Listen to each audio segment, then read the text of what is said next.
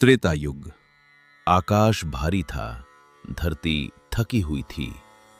रावण का अहंकार सीमाएं लांघ चुका था। ऋषियों के यज्ञ भंग होते, निर्दोषों की पुकार गूंजती और हर चीख मानो ब्रह्मांड को चीर देती। धरती मां अब और सह न सकी, वे रो पड़ी। उनके आंसू केवल जलजल नहीं थे, वो पीड़ा थी, असहायता थी। देवलोक में पहुंचकर उन्होंने कांपते स्वर में कहा, प्रभु, मेरे पुत्र कष्ट में हैं। देवताओं के नेत्र झुक गए, मौन छा गया। सबकी दृष्टि एक ही ओर उठी, भगवान विष्णु की ओर।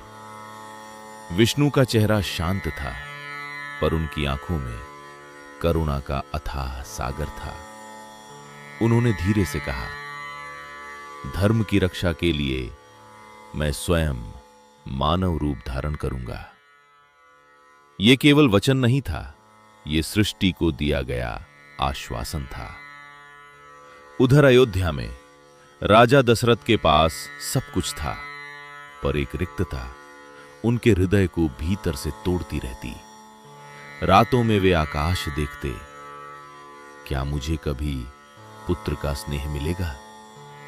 पुत्र कामेष्टि यज्ञ हुआ, अग्निदेव प्रकट हुए, तेज से दीप्तिमान, हाथों में दिव्य खीर। जब वह खीर रानियों को दी गई, वातावरण में आशा की पहली किरण फूटी।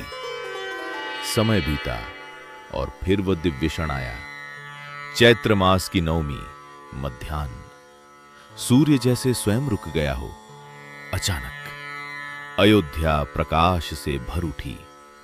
हवा सुगंधित हो गई, आकाश से पुष्प बरसने लगे।